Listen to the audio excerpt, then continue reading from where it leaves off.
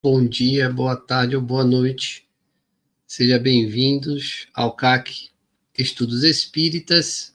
Aqui mais uma vez com vocês, Croif Freitas, convidando vocês a seguirem o CAC no Instagram, @CAC Estudos Espíritas, e também fazer a inscrição no YouTube, no CAC Estudos Espíritas, e ativar as notificações para ficarem atualizados dos novos vídeos e da nossa programação. Hoje estamos aqui para o Clube do Livro. Bora? E qual é o livro, Cruyff? Nos Domínios da Mediunidade, essa obra fantástica. E nós já estamos bem avançados. Vou colocar aqui nosso slide padrão do CAC. Kardec, Amor e Caridade, para não ficarem aí pensando que CAC tem alguma coisa a ver com Cruyff. Nada a ver com Cruyff. O K é de Kardec, o A é de amor e o C é de caridade. Três figuras aí para expressar Kardec vistoso, Jesus como sinônimo de amor e Chico Xavier, que psicografou esse livro para a gente, como sinônimo de caridade. E nós estamos então aqui no capítulo 21, e o título desse capítulo é Mediunidade no Leito de Morte. Para quem está pegando esse capítulo apenas, essa obra foi ditada pelo espírito André Luiz. E nós vamos dar continuidade, então, com a leitura do capítulo. Mediunidade no Leito de Morte, capítulo 21. Na noite seguinte, voltamos ao lar de Anésia, aquela senhora que estava com a mãe no leito de morte, idosa, doente, acamada, estava sendo traída pelo marido, que tinha 3 filhas, e tinha um amparo espiritual de uma companheira amiga de Aulos, que estava orientando, então, no plano espiritual, André Luiz e Hilário. Então, vejamos. Na noite seguinte, voltamos ao lar de Anésia, com o objetivo particular de socorrer-me a mãezinha doente. Dona Elisa piorara. A mãe doente se chamava Elisa. Encontramo-la agitada, a desligar-se do corpo físico. Então, já estava num processo de desligar do corpo físico. O médico da família examinava-lhe o quadro orgânico, evidenciando preocupação e desalento. O estetoscópio dava-me a conhecer a posição difícil do coração exausto. Além disso, o elevado teor de ureia favorecia a intoxicação alarmante. Previa o fim próximo da resistência física. Entretanto, o delírio da enferma desnorteava-o. Dona Elisa via-se presa de estranha perturbação mental. Então, o médico estava ali acompanhando Dona Elisa, um médico do plano físico, mas estava ali incomodado com aquela perturbação mental que atingia a enferma, mesmo com condições físicas precárias. Era como se a perturbação fosse além das forças que ela apresentava possuir naquele momento. Continuando. Superexcitada, aflita, declarava-se perseguida por um homem que se propunha a batê-la a tiros. Clamava pelo filho, desde muito na vida espiritual, e dizia ver serpentes e aranhas ao pé do leito. Para quem não lembra, o filho dela foi assassinado a tiros por um companheiro de álcool, né, de embriaguez. E ela, se lembrando do filho, tinha essa sensação de estar sendo abatida a tiros, ou que poderia ser abatida a tiros.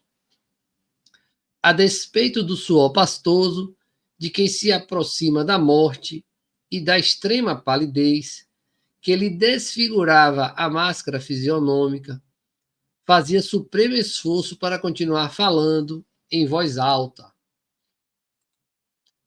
O facultativo convidou a dona da casa a entendimento reservado e comunicou-lhe as péssimas impressões de que se via possuído.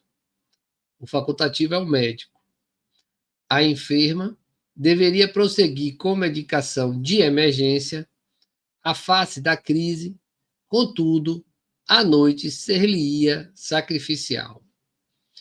A uremia avançava célere, o coração era um barco desgovernado e, por isso, o colapso poderia surpreendê-la de momento para outro, ou seja, Dona Elísia poderia morrer a qualquer momento.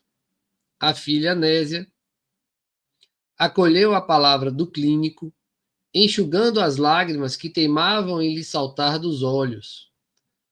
Despediu-se dele e colocou-se em oração, confiando-se à influência de Teonília, que é a mentora espiritual, que lhe seguia os passos, qual se lhe for abnegado nume protetor.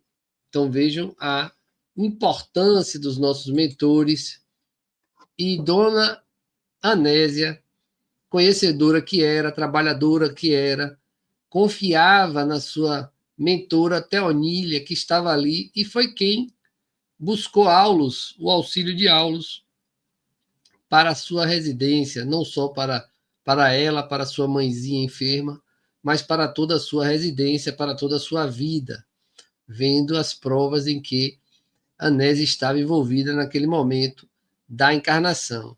E Anésia também, naquele momento, demonstrou total confiança, sabendo que estava ali acompanhada pelos mentores, em especial por Teonília. Sem conseguir, ó a situação de Anésia, sem conseguir explicar a si mesma a serenidade balsâmica que lhe tomou gradativamente a alma, aquietou-se entre a fé e a paciência, na certeza de que não lhe faltaria o amparo do plano superior. Essa é a fé que nós precisamos ter, a fé raciocinada. Longe de perceber a ternura de que era objeto, por parte da devotada amiga, recebia-lhe os apelos confortadores em forma de sublimes pensamentos de esperança e de paz. Demorou-se na contemplação da anciã, que pedia socorro em voz arrastadiça, e fitou-lhe os olhos desmesuradamente abertos, sem expressão. Profunda piedade assenhoreou-lhe o carinho filial. Mãezinha, disse afetuosa, sente-se agora melhor? A interpelada tomou-lhe as mãos como se fora uma criança medrosa e sussurrou: minha filha, não estou melhor, porque o assassino me espreita. Não sei como escapar. Estou igualmente cercada de aranhas enormes. Que fazer para salvar-me? E em seguida, elevando o tom de voz, gritou com lamentosa inflexão: ai, as serpentes ameaçam-me da porta. Que será de mim? Escondia o rosto nas mãos descarnadas e debalde tentava erguer o corpo, movimentando a cabeça trêmula. Veja que situação difícil nos momentos finais da encarnação de Dona Elisa, se vendo perseguida por um assassino que queria abatê-la a tiros, cercada por aranhas gigantes e serpentes, que provavelmente faziam parte daquilo que ela tinha medo e estavam ali para tirar dela a paz, causando esse estado de perturbação mental citado anteriormente. Seguimos. Aí Dona Nésia vai falar: mãezinha, acalme-se, rogava a filha comovida. Confiemos na providência. Jesus é o nosso amigo vigilante. Por que não esperar pela proteção dele? A senhora vai recuperar-se. Repare com atenção. Nosso quarto está em paz. Asserenava-se a enferma de algum modo, com a desconfiança e o medo a se lhe estamparem nos olhos, e logo após, constrangendo Anésia a inclinar-se, segredava-lhe aos ouvidos. Pediu a Anésia para se abaixar para falar aos ouvidos da filha. Sinto que o nosso Olímpio está conosco. Meu filho desceu do céu, e veio buscar-me. Não tenho dúvida. É meu filho, sim. Meu filho. Então ela estava ali consciente de que o filho estava ali do lado. A carinhosa enfermeira, Anésia, acreditou no que ouvia, compreendendo, porém, que a presença do irmão não seria de desejar e convidou a genitora ao serviço da prece. Então, Anésia, conhecedora da doutrina, trabalhadora, sabia que, nas condições que o irmão desencarnou, talvez não fosse adequado estar ali ao lado da genitora. Então ela fala: não seria melhor que se unissem ambas em prece e pedir um socorro celestial? E enquanto Anésia se fazia intérprete da assistência de Teonília, a esforçar-se por envolver a velhinha em fluidos calmantes, Aulus convidou-nos a reparar a comunhão entre o filho desencarnado, Olímpio, e a pobre mãe a desencarnar.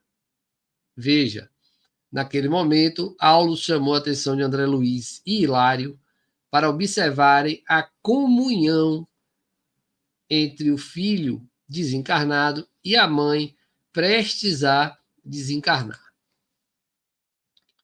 Olímpio, o rapaz assassinado noutro tempo, antes, jungia-se a ela a maneira de planta parasitária asfixiando um arbusto raquítico.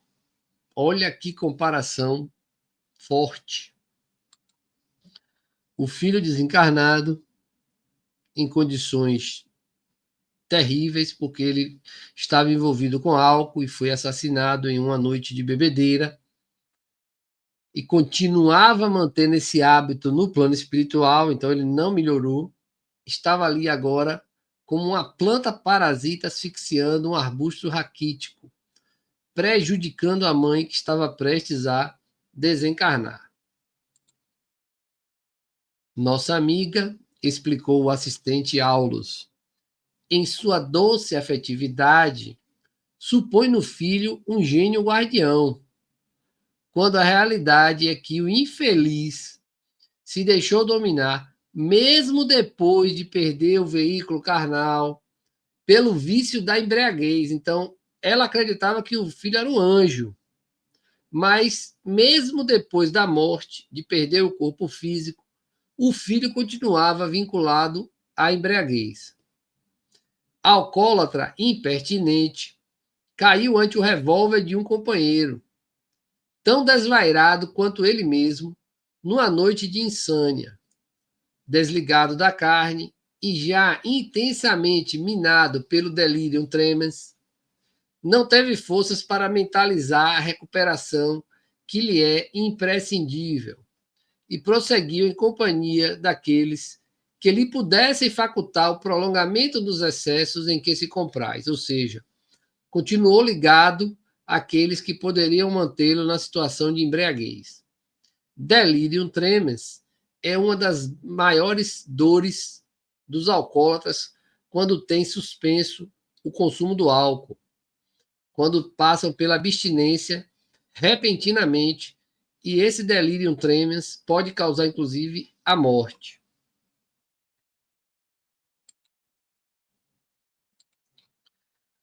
Continuamos com Aulus. Evocado, contudo, pela insistência materna, então quem estava atraindo Olímpio era a mãe. Ele não foi para ali para prejudicar a mãe. Era a mãe que estava atraindo ele pelos seus pensamentos. Então, evocado, contudo, pela insistência materna, veio parar neste quarto, onde se encontra enleado pelas requisições da irmã Elisa. Estava preso a ela. Não conseguia sair do quarto. Acontece, no entanto, que em se libertando gradualmente do vaso físico, ou seja, à medida que Elisa se desliga do corpo, nossa irmã transfere o campo emotivo, do círculo da carne para a esfera do espírito, passando compulsoriamente a sofrer o influxo pernicioso da entidade que ela própria trouxe para junto de si, usando a vontade e o pensamento. Na posição em que se colocam, são ambos, assim, por força das circunstâncias, duas mentes sintonizadas na mesma faixa de impressões, porque, enfraquecida a qual se encontra, a enferma se submete facilmente ao domínio do rapaz, cujo pavor e cujo desequilíbrio se lhe transfundem na alma submissa e afetuosa. Então vejam que, com o desligamento do espírito, do perispírito, do corpo físico, Elisa cada vez mais potencializava sua condição de espírito e, com isso, fragilizada, sem muitos fluidos magnéticos, porque a ligação já estava sendo desfeita, ela estava captando as ondas mentais do filho Olímpio, que se via com medo de ser assassinado, apesar de já ter sido por tiros. Então, ela estava captando o que o filho também tinha medo e estava também sintonizado. A ligação era muito grande entre os dois. Analisando o fenômeno, André Luiz analisou o fenômeno, perguntei se a associação sob nossa vista poderia ser comparada à incorporação mediúnica qual a conhecemos. Então vejam, ele viu aquele fato, a senhora idosa, acamada, prestes a desencarnar, e perguntou para Aulus, isso aí não é incorporação mediúnica, não? Tá igual, né?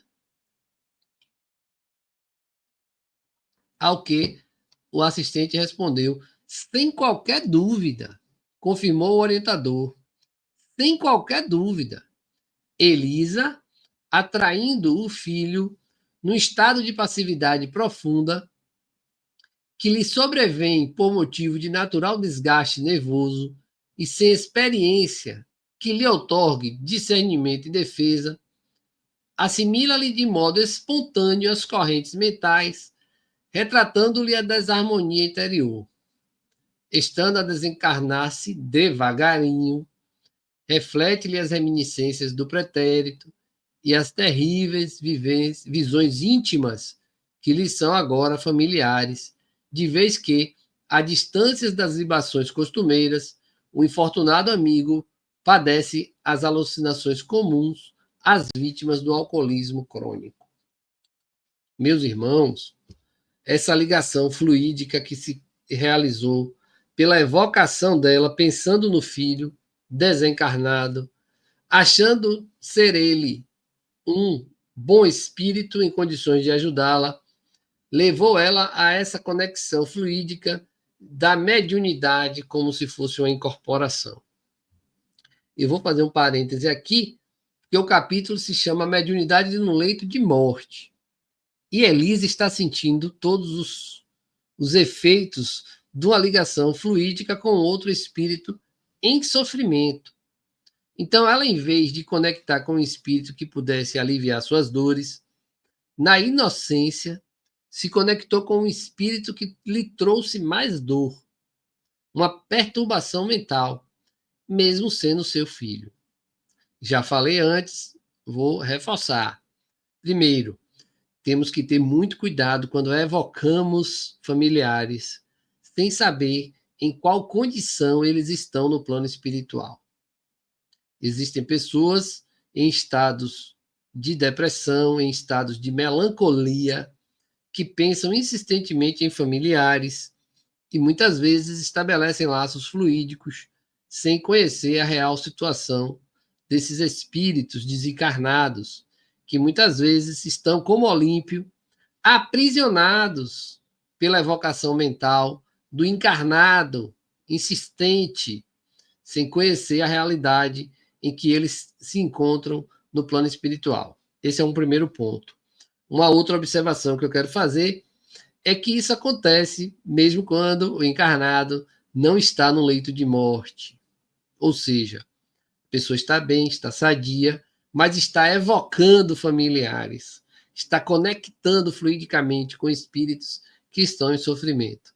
E nem precisa dizer que a pessoa é médium, que a pessoa está trabalhando no centro espírita, independe disso.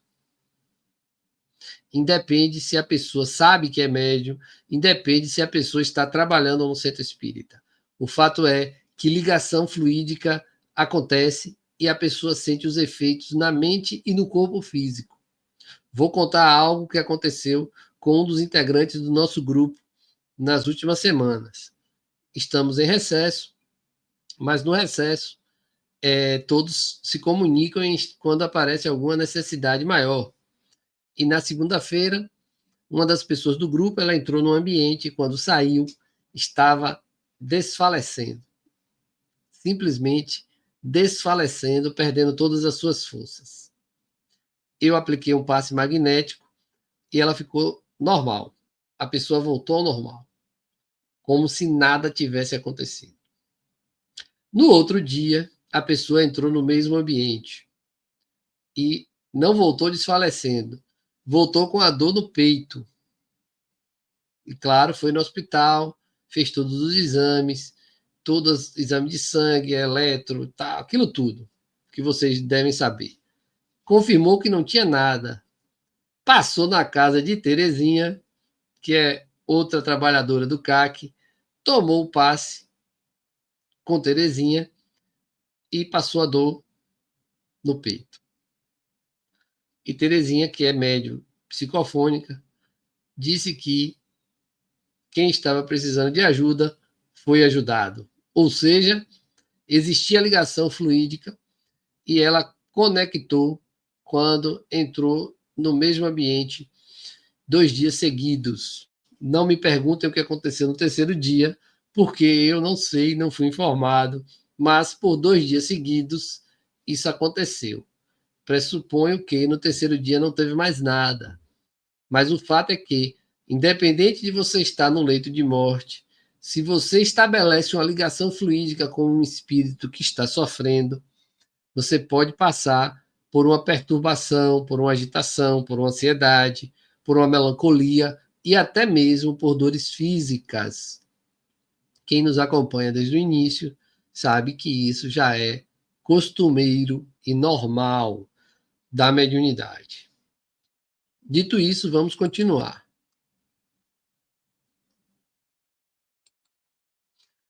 Céus! Exclamou Hilário compadecido. Como relegar uma velhinha doente à aprovação dessa ordem? Não significará isso clamorosa injustiça? Concordo em que é lamentável o quadro sob nosso exame, obtemperou Aulus. Entretanto, ninguém trai as leis que nos regem a vida. Olha a pancada que Aulus vai dar, tá? Ninguém trai as leis que nos regem a vida. Elisa, com a presença do filho, recebeu aquilo que procurou ardentemente. Era ela que estava evocando o filho. Certo? Apresenta-se na configuração passageira de uma anciã penetrando a antecâmara da morte. Todavia, na realidade, é um espírito imperecível e responsável, manejando os valores mentais que se expressam e se conjugam segundo os princípios claros e definidos. Então, Elisa não estava ali na condição de uma coitadinha. Apesar da situação de idosa, de doente, de chegando ao momento final da encarnação, ela tinha a parcela dela de responsabilidade pelo que estava vivendo, pela evocação que fazia, sem conhecimento da condição em que estava seu filho Olímpio.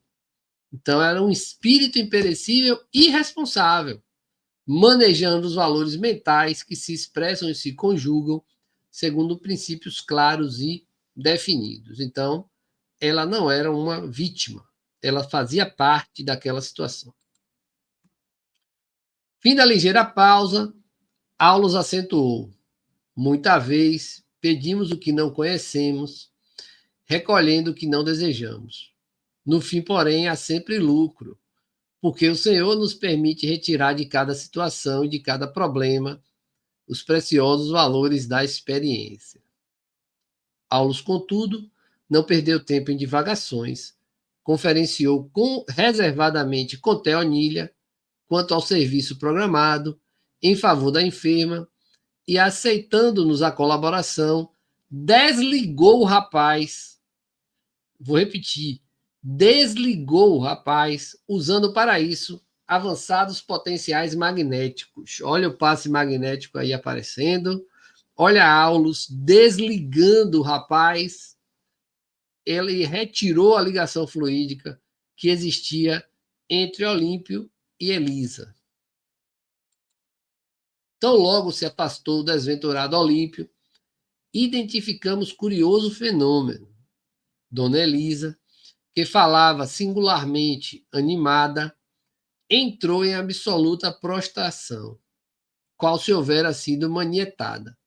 Assinalando-nos a curiosidade, Aulos esclareceu. A atuação do filho desencarnado alimentava-lhe a excitação mental a incidir sobre o campo nervoso. Agora está confinada às energias que lhe são próprias. Lembra que o médico estava estranhando a perturbação dela diante da falta de força física? Agora que desligou do espírito que estava lhe atrapalhando, apesar de ser seu filho Olímpio, ela agora ficou só com as forças dela, tirou aquela perturbação sobre o seu campo nervoso infligida pelo filho. Vamos ver agora o que acontece. A doente, emitindo sons guturais, calara-se de súbito, então ela ficou em silêncio. Debalde tentou Anésia arrancar-lhe uma palavra. Dona Elisa, embora vendo e ouvindo, não mais logrou articular uma frase.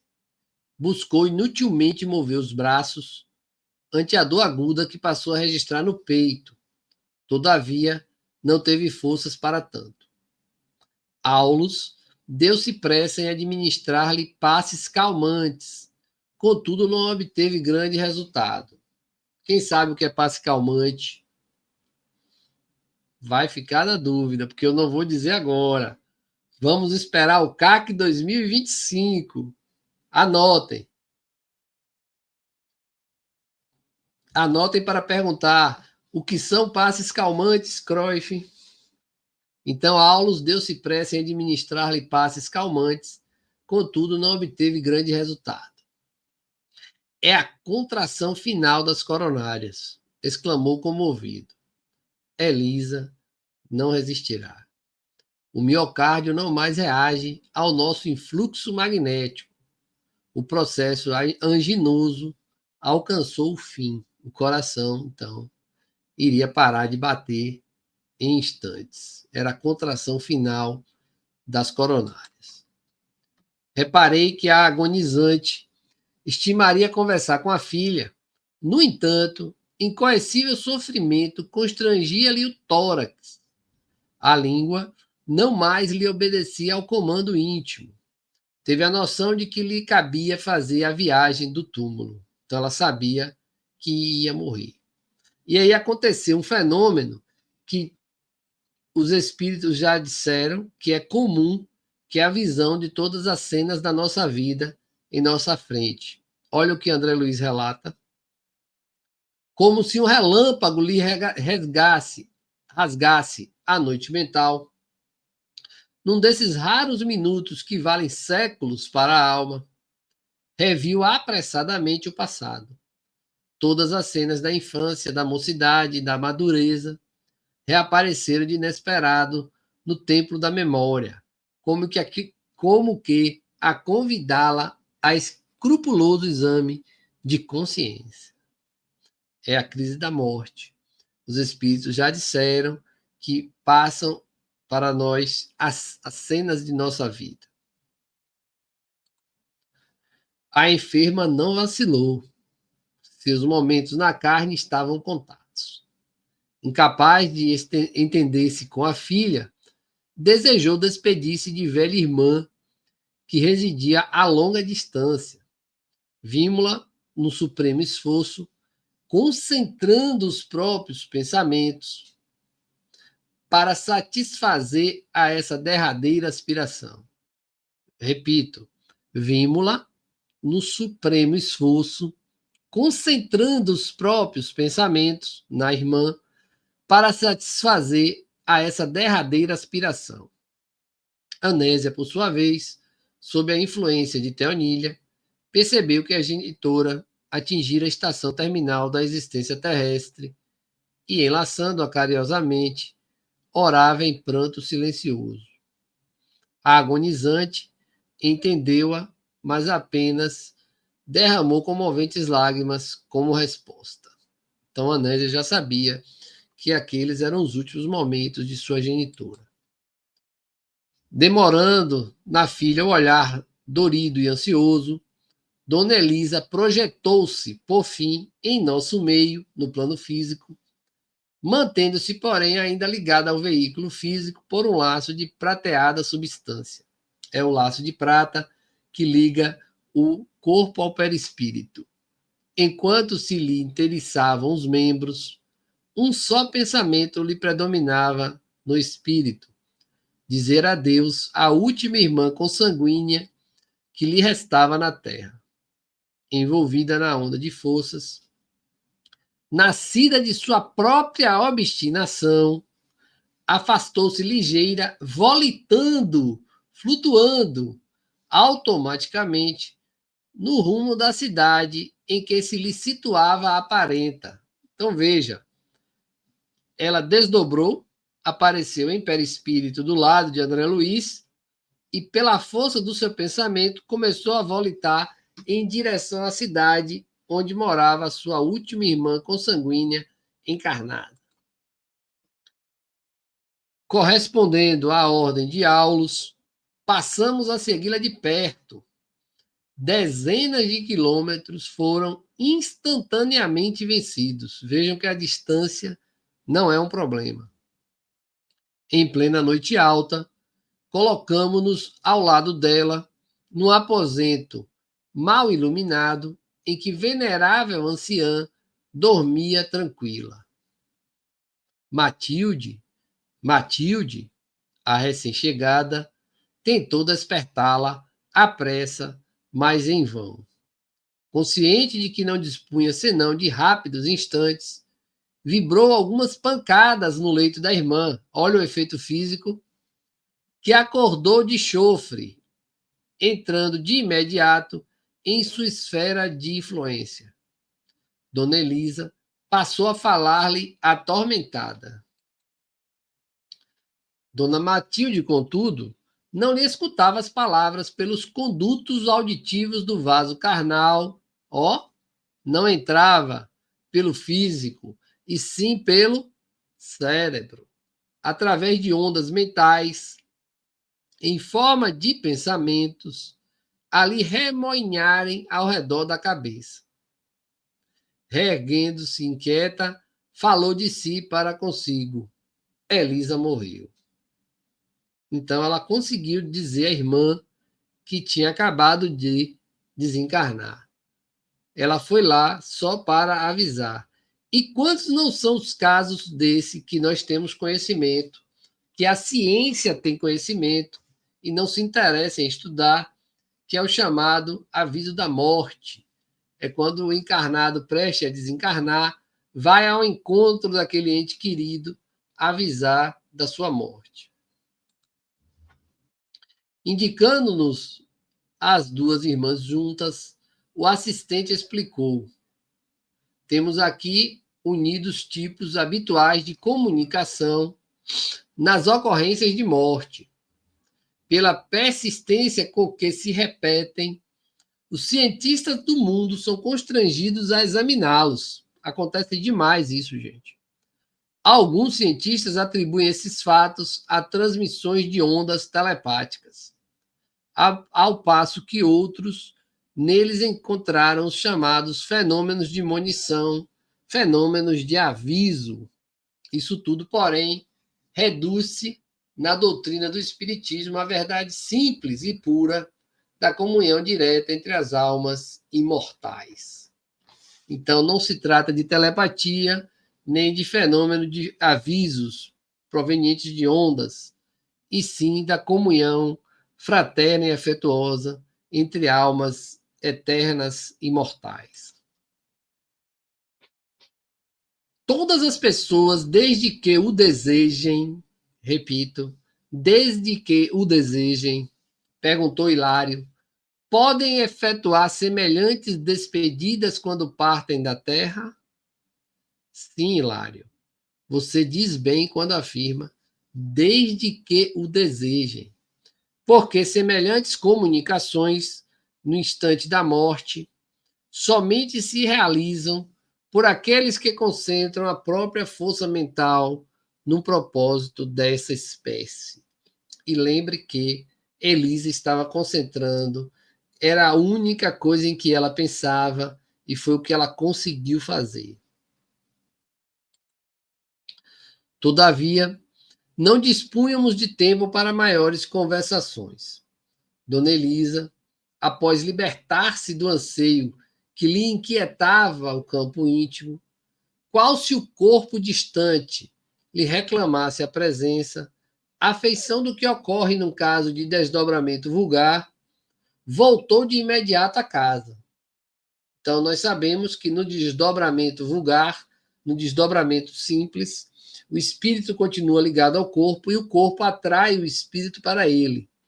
Então, seguindo-a de perto, notamo-la menos aflita, embora fatigada. No aposento familiar, quis reaver o veículo físico, quis o corpo de volta, satisfazendo aos velhos hábitos, como se a realidade lhe constituísse tão somente estranho pesadelo. Contudo, abatida e atormentada, flutuou sobre o leito, ligada aos despojos pelo tênue fio a que nos referimos, ou seja, ela não conseguia mais voltar para o corpo físico, mas a ligação ainda existia, que a morte ela não é tão rápida, são laços que são desfeitos, então ainda havia um desligamento do perispírito com o corpo. A recém-desencarnada, de alma opressa, resistia à fome de repouso que lhe castigava o pensamento, indecisa e agoniada, sem saber definir se estava viva dentro da morte ou se estava morta dentro da vida. Situação nova para ela, então ela ainda não sabia como se portar.